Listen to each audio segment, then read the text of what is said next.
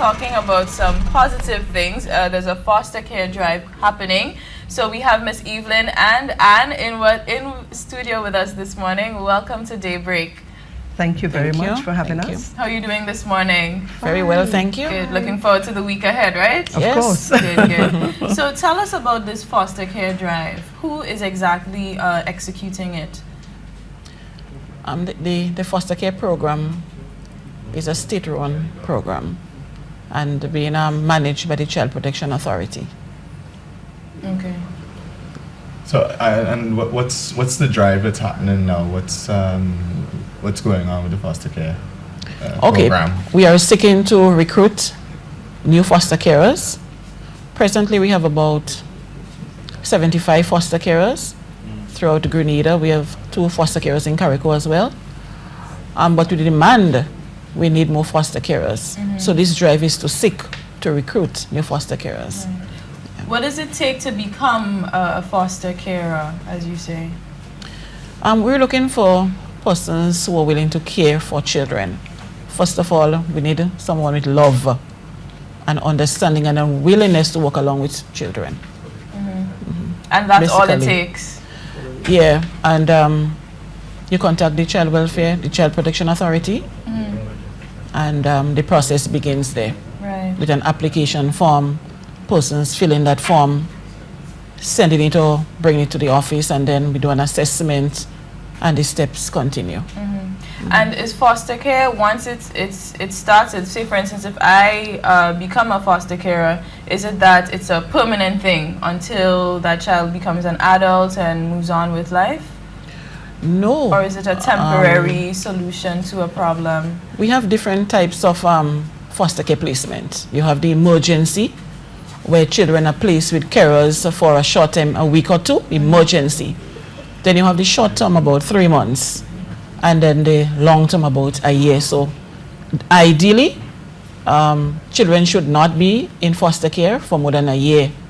But sometimes with the odds, you have things happening and the period has been extended, but it should not, with a good care plan and background information and checks, working with the families and putting structures in place.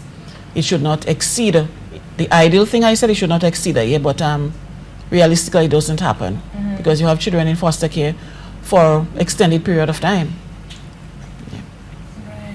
Right. And what is the demand like for foster care right now?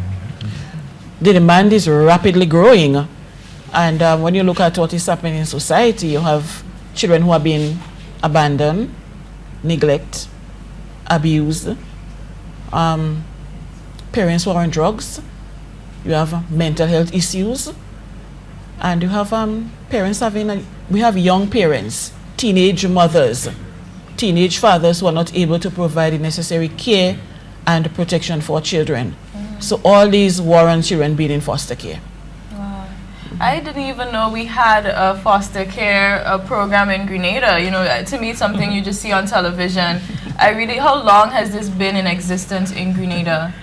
The foster care program was started in 1988. But I must say that over the years, there have always been a type of foster care system in Grenada where a family member, which would be kinship fostering, or a neighbor, or godmother, or some caring person in the community will step forward and try to care or look after, supervise a child in need. So that has always been there. But what has been fairly new is the structures and procedures that have been added to the fostering program, where we now have persons being assessed. First of all, if you, like somebody looking at the program now this morning, they might call CPA, so Ms. Gordon, I hope would give the number at some point in time, and we will talk with them over the phone, and then we'll ask them maybe to come in for further talks. Then we might do a home visit. You do an initial assessment, and then followed by a final assessment. You do police checks, you do social inquiries, you find out about this person's background, because placing a child in care is a highly sophisticated method of social work. you have to be very careful that the person in whose care you place the child is somebody who is caring, who is loving, who would look out for the child or the children in his or her care, and also to give them that sense of belonging. It's about molding and preparing our children for tomorrow. But if you cannot do it today, then why worry about tomorrow? It might be too late. So we have to be sure that the persons coming forward as foster carers need some qualities, some special qualities that will help that child to just bloom and blossom in his or her care. Because we also have to remember that children coming into care, they're highly traumatized. Yeah? They want a sense of belonging. Sometimes they feel a sense of loss. You as an adult, you know what it's like going into a strange place, isn't it? A strange country where you hoping that somebody will be there for you to help you, to pick up, to hold your hands and walk you through certain things in that new place before you really settle. So a child, especially, it's even, more important that we place children in persons' care who are really, really willing and able, have the space, have the time to help our children to grow properly. Right. So what other things does the Child Protection Agency do other than foster care? We do adoption as well, and respond to reports or referrals for abuse cases. Okay. So in a... Yes? I just wanted to add, though, what Ms. Gordon just said, to add to what she just mentioned, that sometimes when the children come into care, they sometimes come into care with a view to adopt. Yes. Yes, so that's part of the whole process, fostering with a view to adopt. Okay. Sometimes they're adopted because of the family setting. They cannot go back to that original situation where they came from, the environment. And as a result, we have to be working very closely with the children and the family to make sure that, I guess, the circumstances would have changed in a significant way to accommodate the children back into the family. If not, then there are other procedures that we have to follow in terms of what is in the best interest of that child. I was saying, can you tell me like 2 or 3 key things that you look for in an assessment for somebody in that situation?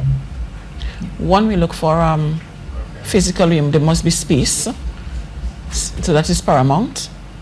That the person understands a little bit of child development, the background of the child, and the willingness to walk along, and basically a willingness to work with the authority. Willingness to work, because the program, as I said, is run by the Child Protection Authority, and you have officers going out to monitor. And fostering is not adoption. Sometimes I think people mistakenly think that fostering is adoption, where the child is mine. But any child in foster care is a ward of state, and we are responsible. So the person must be willing to walk along and be supervised by the authority, not doing his or her own thing. Because at the end of the day, if anything happens to the child, it's not the carer, but the authority. And then I just wanted to add, apart from working with the authority, they also have to be willing to work with the parents of the child. Because Mrs. Gordon made a point to that, at the end of the day, that child might have to return to the family. So it's important that the carer be willing to, because you have short-term fostering, long-term fostering, the kinship fostering, emergency, and so. So there are certain types of, because you place a child in care, you also have a care plan that goes along with the placement, so you know what type of care that child is placed in. Sometimes you might have to do a supervised visit with the family member, rather than letting the child go on his own, depending on the circumstances that caused the child in the first place to be in care. So we need to have all those information, which is key in making those decisions.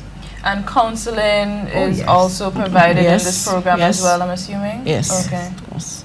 Both for the parents and the child and the foster parents. Well, we have the ideal is to work along with all and sundry, both family, foster carers, children, but because of resources, a lack of resources. But counseling services are made available for the children. Right. Yes. Initially, you asked a question about the demand. What is happening currently? We are placed, children are being placed because of a lack of foster carers. we ask foster carers to extend their service so you have foster carers with more than one children, Okay. more than one child. So you may have 2 and 3. That's not the ideal, but because of the lack of. So here we are appealing to the general public, persons who are willing with love in their heart to, we need that kind of service. Do you work along with children's homes as well? Yes. Okay. Yeah, because most of the children in the children's home are to be fostered, and also some are cleared for adoption. Okay. Among that, the homes fall under the Child Protection Authority. Okay. That's part of the mandate. Right. Yes. Now, there's a serious issue, I believe, with child abuse in certain places. If, for instance, a child is being abused, how can perhaps the child contact the authority, or maybe a neighbor, somebody, parents? Can they contact the Child Protection Authority? Is that the right place to contact in that situation? Yes, you have, well, I guess you'll have to do future promos and mandatory reporting, where relevant persons have to report all issues of child abuse with principal, the schools, police, nurses, doctors, persons in the community. And you have cases where children themselves are reporting. They would maybe go to the school counselors or the teachers. And so we do have many reports from day to day. And then what is the next step after that is reported? What is done to alleviate that problem? The authority responds. We have child protection officers who would go out into the field to do further investigation. Okay. And then take the necessary action accordingly. Okay. Okay, well, that's good. So how can people contact you to, become foster carers? Okay, they can call the office. It's 435-0293, and we'll be happy to have further discussion, as this service is really, really needed. Right. And where is the CPA located? Well, we are located on Old Fort Road. That's in Silla Klein's building. That's after PBC, this big 3-story building. Yeah. Okay, so persons can always come into office or Yes, call. they can come in, to have discussion, they can call. Yeah. Nice. Ms. Anne, is there anything else you'd like to share with us? I would just like to say that our children in Grenada presently, they need foster carers. They need us as adults. And I also believe that there should be a family out there for each child who is in need of care and protection. And as a result, we'd like to make a special appeal to persons, especially those to foster the adolescents, the older children in our midst. We say young persons, because usually you see a foster carer would like to have a younger child in their care, and especially if it's towards adoption, that they can mold in the way they would like the child to grow. Even to look after a child, some of them do prefer, even though in the shortest term foster care program, they prefer to have a younger child. It's easier to them to manage.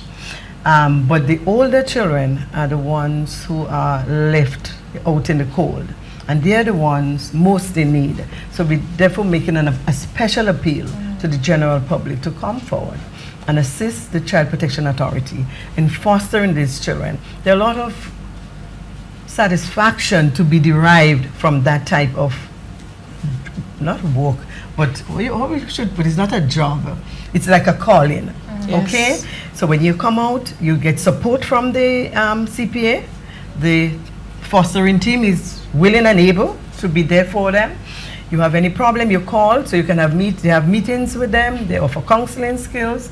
They have training for both the children and the foster carers. Another thing I must just back up in terms of the recruitment drive. We always would need the help or the assistance of existing carers or carers gone before. From the program, I mean, not deceased. Okay.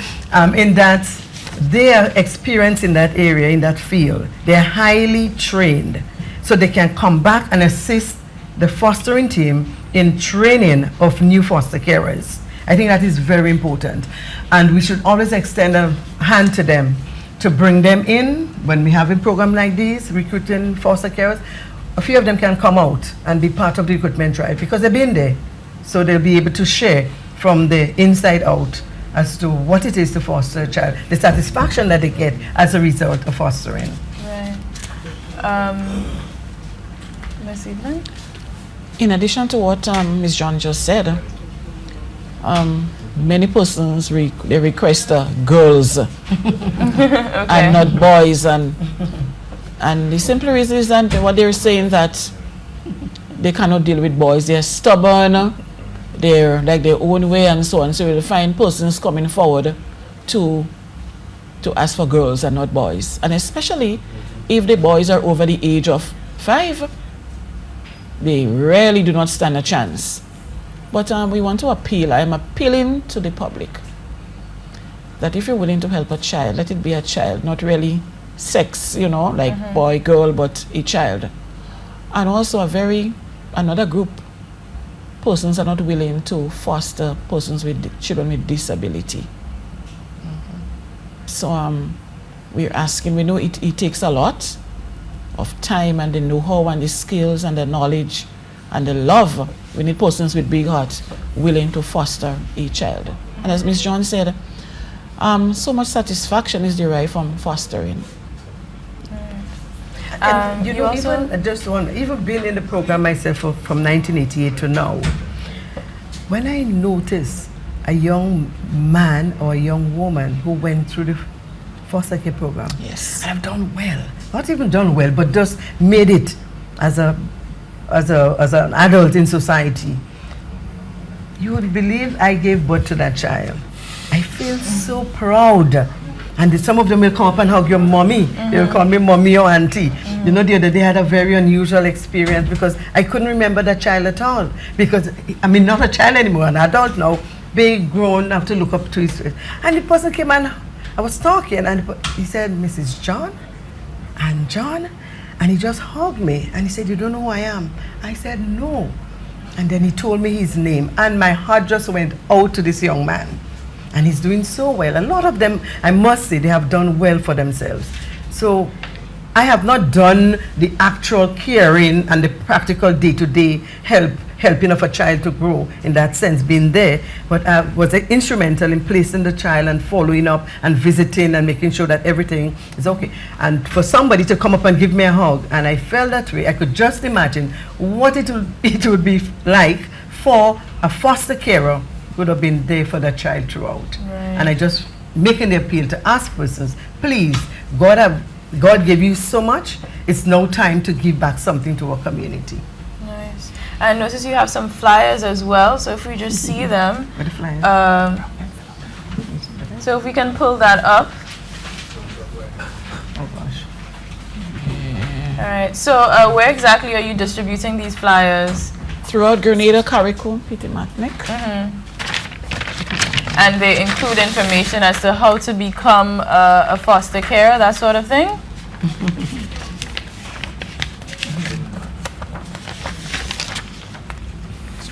Can show.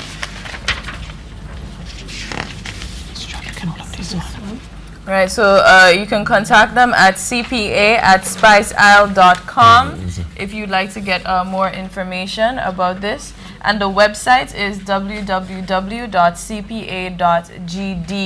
So if you're thinking about fostering a child, you can always contact them at the Child Protection Authority, right? And there's another one here. A few different variations. So if you see these out, if you want the information, you can look for these posters out there. Yeah. Of course. Thank you so much for joining us this morning and sharing such, positive energy. Hopefully someone up there would call, contact, and, contribute to such a worthy cause because it is something needed, right? And I'm assuming that this is extended to Carriacou and PT Martinique as well. It's all over Grenada. Yes, it is. So definitely take part. Thank you so much for joining us.